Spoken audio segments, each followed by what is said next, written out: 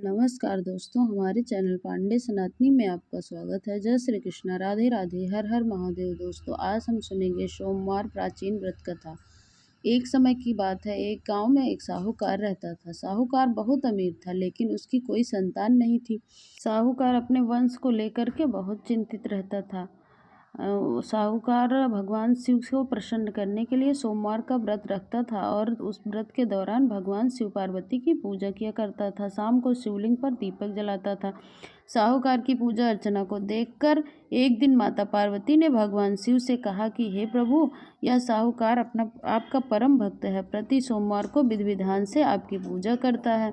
मुझे लगता है कि आपको इसकी मनोकामना पूरी करनी। भगवान शिव शंकर ने पार्वती जी की बात सुनकर कहा, हे गौरी, यह संसार का एक कर्म क्षेत्र है। जैसे कि एक किसान अपने खेत में जो बीज बोता है, कुछ वक्त बाद उसे पेड़ से फल मिलता है। इसी तरह संसार में आर्थिक जैसे कर्म करता है, वैसे ही उसका फल मिलता है। भगवान शिव बोले कि इसके कर्मों में संतान सुख नहीं है, लेकिन माता पार्वती ने भोले भंडारी से दोबारा आग्रह किया और कहा, हे नाथ, फिर भी आप इसकी मनोकामना पूर्ण कर दीजिए। आपने अपने भक्तों की इच्छा पूर्ण नहीं किया तो आपकी पूजा आराधना क्यों करेंगे?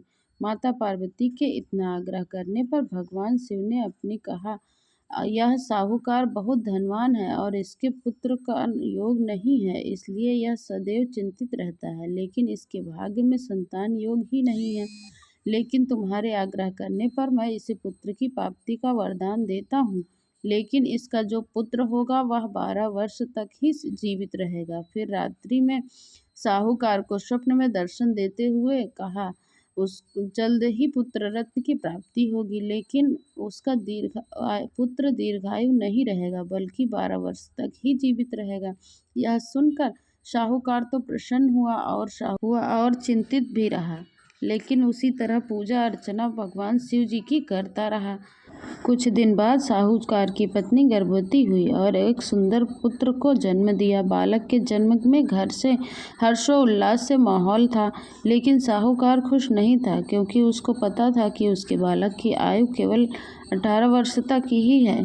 उसने किसी को भी यह बात बताई नहीं थी। शुक्र हुआ तो साहूकार की पत्नी ने कहा कि अब इसका विवाह कर देना चाहिए, लेकिन साहूकार ने मना कर दिया और शिक्षा नियुक्त करने के लिए मामा को बुलवाया और पैसे देकर उन्हें कहा काशी ले जाने के लिए आदेश दिया। फिर साहूकार ने मामा भांजे से कहा कि जहाँ समय रास्ते में यज्ञ करते हुए और तथा ब्राह्मणों को भोजन कराते हुए जाना। दोनों मामा भांजे ने ऐसा ही किया। काशी जाते वक्त रास्ते में मामा भांजे ने जहाँ से गुजर रहे थे, वहाँ यज्ञ हवन और पूजा पाठ ब्राह्मणों को भोजन कराते हुए जा रहे थे। ऐसे ही करते करते एक नगर में रुके, जहाँ राजा अपनी पुत्री का विवाह ऐसे राजकुमार से करवा रहा था जो कि एक आंख से काना था, उसे दिखता नहीं था। दूल्हे को पिता इस बात से चिंतित था कि अगर दुल्हन पक्ष को यह बात पता लग गया तो दूल्हा बना व राजकुमारी से विवाह के लिए मना न कर दे। इतने में उसने सुंदर साहूकार के पुत्र को देखा। उसने सोचा कि मैं अपने बालक के स्थान पे इसको दूल्हा बनाकर बैठा दूंगा और दुल्हन के पक्ष वालों को बात पता भी नहीं चलेगी। दूल्हे के पिता ने के ताऊ और अब उसके पुत्र की यह बात से राजी हो गया और साहूकार के उच्च स्तर के दूल्हे के कपड़े पहना दिए गए। घोड़े पर चढ़ाकर रस्म पूरी की। तोरण के बाद फेरों की रस्मों की बारी आई। दूल्हे के पिता ने साहूकार के पुत्र से अनुरोध किया वह दुल्हन के साथ फेरे ले और सब विवाह संपन्न हो जाए। यह बात किसी को न बताए। मामा भी राजी हो गया।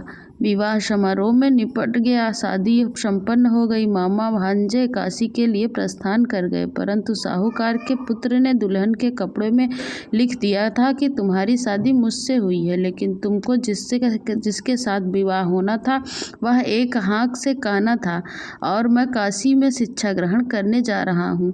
राजकुमारी ने अपनी चुनरी पर लिखी हुई बात यह पढ़ी तो वह राजकुमार के साथ जाने से इनकार कर दिया और उसने कहा कि मेरा दूल्हा तो काशी पढ़ने शिक्षा ग्रहण करने गया है।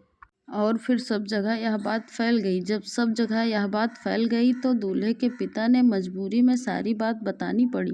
दुल्हन के पिता ने भी अपनी बेटी को भेजने से इनकार कर दिया। इधर मामा भांजे दोनों काशी पहुंच गए थे और बालक शिक्षा ग्रहण करने लगा था और मामा ने यज्ञ करवाना शुरू कर दिया। सप्ताह शुरू हो गया। पुत्र 12 वर्ष का हो गया। एक दिन अपने मामा से बोला कि उसकी तबीयत ठीक नहीं लग रही है, वह अंदर सोने जा रहा है। साहूकार का पुत्र अंदर सोने चला गया। उसकी मृत्यु हो गई।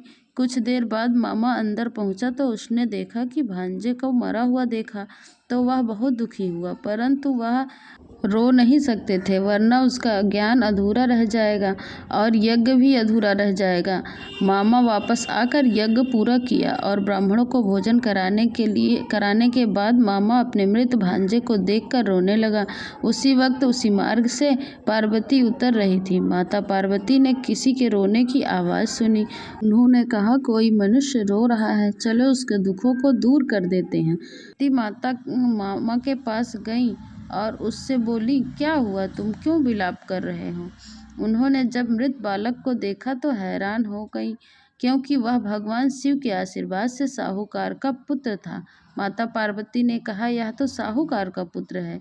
एक चीज के बाद अपने 12 वर्ष के बाद उसका जीवन दिया था।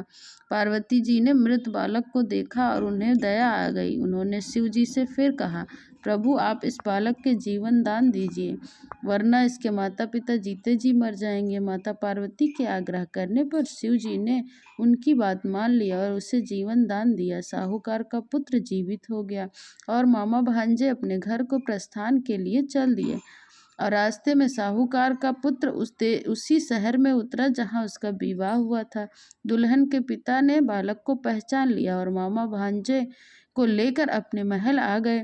दुल्हन के पिता ने एक समारोह किया जिसमें अपनी पुत्री को साहूकार के बालक के साथ घर पहुंचा दिया। उसके बाद माता पिता छत पर बैठे हुए थे और सोच रहे थे कि अगर उसका पुत्र सही सलामत वापस नहीं लौटा तो वो भी किसी छत से कूदकर अपनी जान दे देंगे।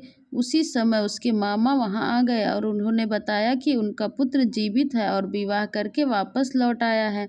साहूकार ने अपने बालों को जीवित देखकर खुशी से स्वागत किया और साहूकार का पूरा परिवार खुशी खुशी अपना जीवन बिताने लगा था। भोलेनाथ, जैसे आपने इस परिवार पर कृपा बरसाई वैसे ही सब पर कृपा बरसाना, सबकी मनोकामना पूर्ण करना। जय श्री भोलेनाथ। जय शिव पार्वती माता की जय।